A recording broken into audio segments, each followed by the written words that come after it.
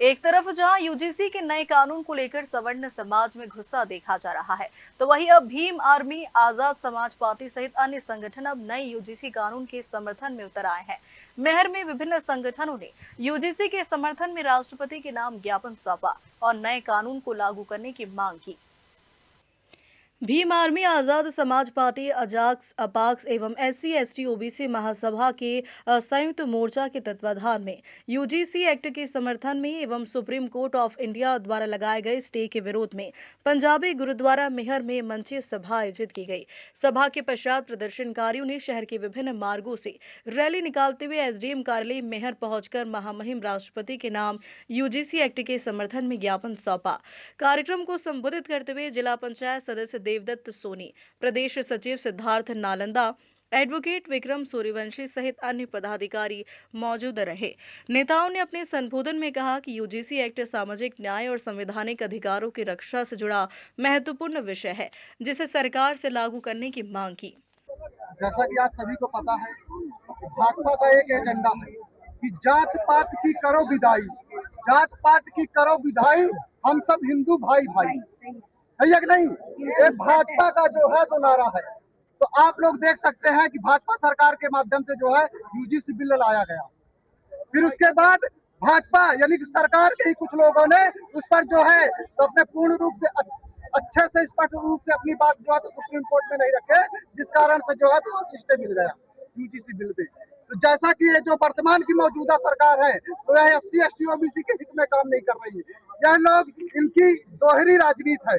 यह लोग एक तरफ से तो एससी एसटी ओबीसी का हितैषी होने की बात करते हैं और दूसरी तरफ से हमारे हक व अधिकार को छीनने का काम करते हैं। तो हम बता देना चाहते हैं कि हमारा मूल निवासी 85% बहुजन समाज जाग चुका है, अब उनकी दोहरी राजनीति को समझ चुका है। वह दिन दूर नहीं जबकि 2028 में चुनाव होगा, 2027 में चुनाव होगा, तो उनका सुपड़ा साहब जो है तो मध्य प्रदेश से करने का काम होगा करेंगे। और जैसा कि कल मैं भोपाल के आंदोलन में था, वहां देखा कि हमारे भीम आर्मी के साथी पूरे प्रदेश भर से आए हुए थे।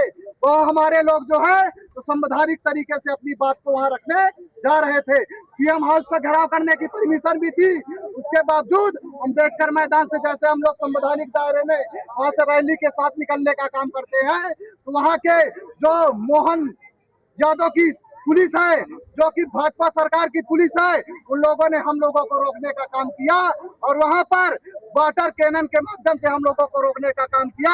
वहां पर हम लोगों के ऊपर लाठी चार्ज करने का काम किया। कम से कम नहीं तो 500 से 1000 लोग हमारे घायल हुए। वहां मैं स्वयं, मेरी भी गिरफ्तारी हो गई, मेरे साथ मैहर के सैकड़ों कार्यकर्ता थे, उनकी भी गिरफ्तारी हो गई। कम से कम 1000-2000 लोग जो है तो भोपाल में जो है तो गिरफ्तारी देने का काम किए हैं। तो हम बता देना चाहते हैं कि हम भीम आर्मी के लोग हैं, हम मूल्य 80-85% बहुजन समाज के लोग हैं। हम ना तो तुम्हारे बॉर्डर कैनन से डरने वाले, ना तो हम तुम्हारी लाठियों से डरने वाले, ना तो हम तुम्हारे गोलियों से डरने वाले, और ना ही हम जो है तो जेल से डरने वाले।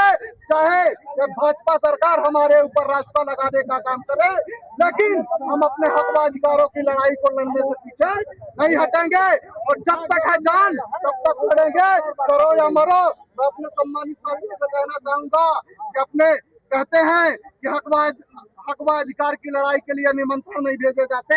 आप सभी लोग जितने भी साथी हैं तो मजबूती के साथ अपनी आवाज को बुलंद करने का काम करिए और आने वाले कल में भाजपा सरकार के दांत खट्टे करने का काम करेंगे। और पंच से लेकर के प्रधानमंत्री तक जो भी मनुवादी व्यवस्था के लोग हैं, उनको हम लोग पंच से लेकर प्रधानमंत्री तक उनकी राजनीतिक नसबंदी करने का काम करेंगे। हालांकि केंद्र सरकार द्वारा लाए गए नए यूजीसी कानून पर सुप्रीम कोर्ट ने रोक लगा दी है और मामले की अगली सुनवाई 19 मार्च को होगी।